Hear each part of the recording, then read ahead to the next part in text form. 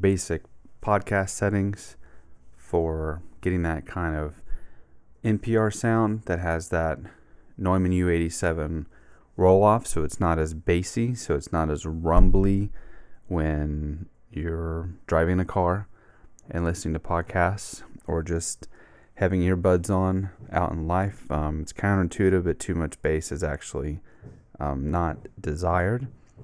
So the first thing we want to check is at the bottom here in the Universal Audio console that we're at 48 kilohertz. That is usually what's most compatible with anything to do with video-based formats.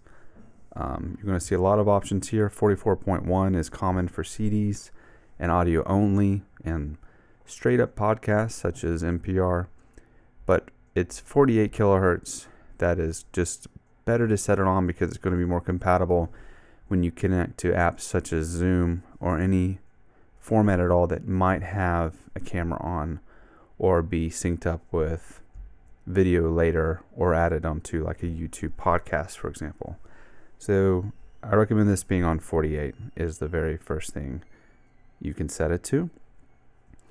Using the Rode NT-1 with an Apollo interface or an Arrow or anything to do with Universal Audio, the rough ballpark is 50 decibels here.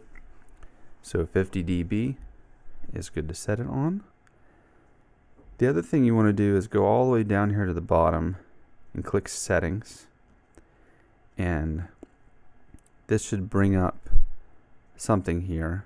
It's probably on medium by default, and this might sound weird now. I'm not sure on the recording, but this input delay compensation, we don't need that for what we're doing, and we need to turn this from medium to off, because sometimes on Zoom, this delay, where it's trying to have a little bit more time for the computer to process like a guitar effect, for example.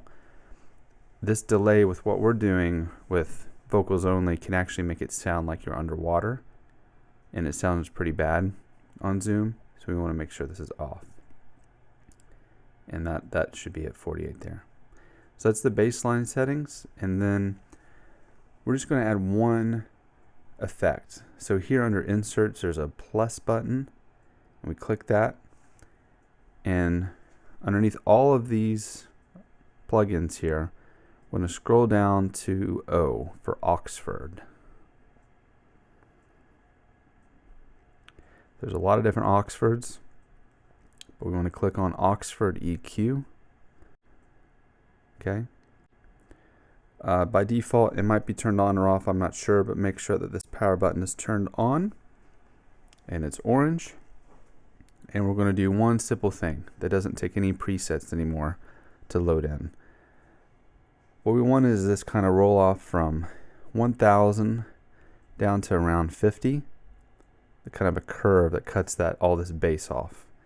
So to do that, you have to move this gray bar a little bit, this gray circle, to where you start to see this kind of grayed out area, and that kind of triggers that, hey, we're focusing on this guy right here.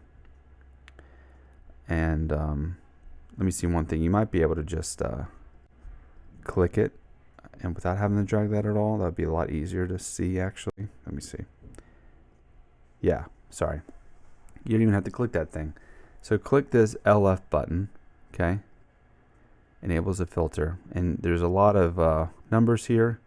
You want to select this 6 dB slope and turn this up all the way. All right, that's all it is. So you click you can see that there's another numbers, what they do with that slope. We want this 6 slope that goes from around 1 down to 50, and you just turn this dial up all the way. So you click the top number 6 and make this go all the way up to 400 hertz. All right, and then what that does is it gets rid of the booming of the voice. So if I turn this off, you can hear it's very boomy and kind of muddy sounding, and just turning it on has this little EQ effect that is used by a lot of people in radio stations that like this effect, and it gets rid of that rumble while maintaining all the clarity of the microphone. So that's all it is. When you leave this on like this, whenever you turn on the app, it should be there. But if it's not there, luckily it's very easy to go in there. Click LF. Make sure this is set to 6. Make sure this turned all the way up and that it's on.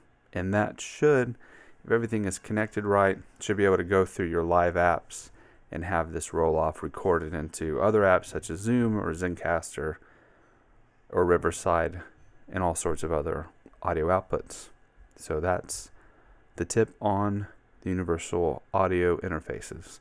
To get that attempt at the NPR BBC that Neumann U-87 roll-off switch effect using a mic that is 95% cheaper than the Neumann U-87.